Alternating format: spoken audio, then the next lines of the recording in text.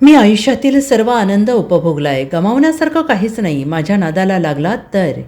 गणेश नाईकांचा एकनाथ शिंदेंना इशारा. माझ्याकडे आता गमावण्यासारखं काहीही शिल्लक राहिलेलं नाही, त्यामुळे माझ्या नादाला लागला तर तुमचा टांगा पलटी आणि घोडे फरार करेन. उन्माद कराल तर तो काढण्याची माझ्याकडे ताकद आहे, असे वक्तव्य भाजपाचे मंत्री गणेश नाईक यांनी केलेलं आहे. नवी मुंबई महानगरपालिका निवडणुकीच्या निमित्ताने एकनाथ शिंदे आणि गणेश नाईक यांच्यातील संघर्ष सध्या शिगेला पोहोचला आहे. गणेश नाईकांनी ठाण्याच्या राजकारणात हस्तक्षेप केल्यानंतर डिवचल्या गेलेल्या एकनाथ शिंदे यांनी नवी मुंबईत गणेश नाईकांच्या साम्राज्याला धक्का देण्यासाठी सर्व ताकदपणाला लावलेली आहे.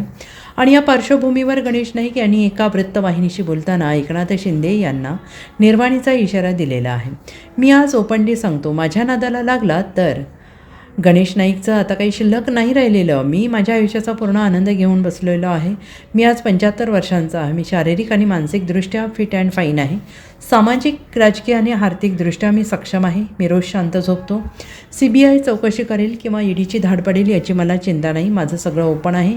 धास्ती त्यांनाच आहे, लिहून ठेवा. भविष्यकाळात यांच्या गळ्याला फास यांनीच लावून ठेवलेला आहे. यांनी आजचं मरण फक्त उद्यावर ढकललेलं आहे असं गणेश नाईक यांनी म्हटलेलं आहे. आणि ते जो FSI वाढवला तो जर का जनतेच्या हिताकरता वाढवला असता आमची काय त्याला हरकत नव्हती. परंतु बिल्डर लोकांचं हित लक्षात घेऊन बिल्डर लोकांच्या दलालांच्या सल्ल्यानं त्या ठिकाणी या योजना राबवल्या गेल्या. त्यांना आता पता माहिती नाही. आणि परवा सानपाड्याला बोललं की त्यांचा टांगा पलटी कर. मी ओपनली चॅलेंज देतो. काय बोलले? एकनाथ शिंदेला हलक्यात घेऊ नका. टांगा पलटी घोडे फरार. मग तू गणेश नाईकला हलक्यात धरलंस ना. तुझ्या मुलाचा कल्याण लोकसभा मतदारसंघ, त्यामधला एक कल्याण ग्रामीण मतदारसंघ, त्याच्यातली 14 गावं ती खरी म्हणजे मीच ठराव करून नवी मुंबईत समाविष्ट करायला सांगितली, पण अटी शर्ती आहेत. अरे तुझ्या अगोदर 3 वेळा पालकमंत्री या जिल्ह्याचा मी होतो, विधानसभेचा आमदार होतो, मंत्रालयात बैठक घेतली, एकात फरमान काढलं आणि 14 गावं म्हणजे आम्हाला हलक्यात धरलं नाही. मी चॅलेंज देऊन सांगतो, गणेश नाईक तुझा टांगा पलटी करेल. घोडे फरार नाही, घोडे बेपत्ता करून टाकले.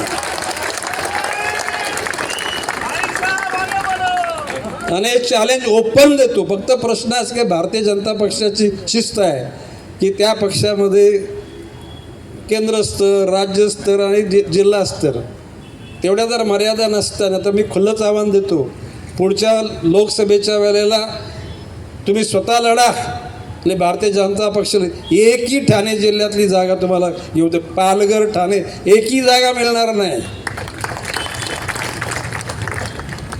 आणि मग गावाला जायला लागेल. त्या गावाचं नाव काय? दरे गावाला जायला लागेल. काही अडलं गेलं की दरेगाव. आणि त्याच्या बच्चनजी तो कोणतो खासदार का मस्के का कसके, तो काय बोलतो? गणेश नाईकनी भूखंड लाटले. बोलायचं चॅलेंज आहे.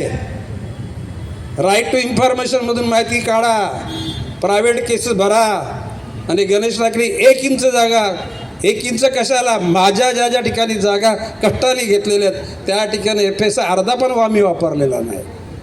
बोलाची भाषा म्हणून बोलायचं.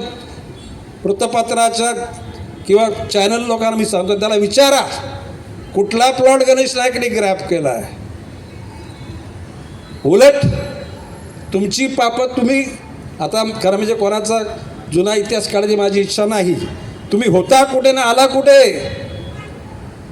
भ्रष्टाचाराचा पैसा कमवला आणि आज तो नवी मुंबईच्या जनतेला वाटण्याचा प्रयत्न चालू आहे. नवी मुंबईची स्वाभिमानी जनता हा पैसा घेणार नाही.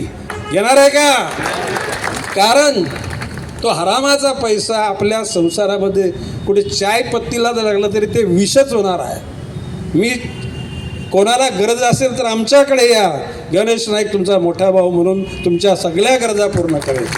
परंतु अशा या हरामखोराचा पैसा तुम्ही घेऊ नका. Bureau report, SBN Marathi, Mumbai.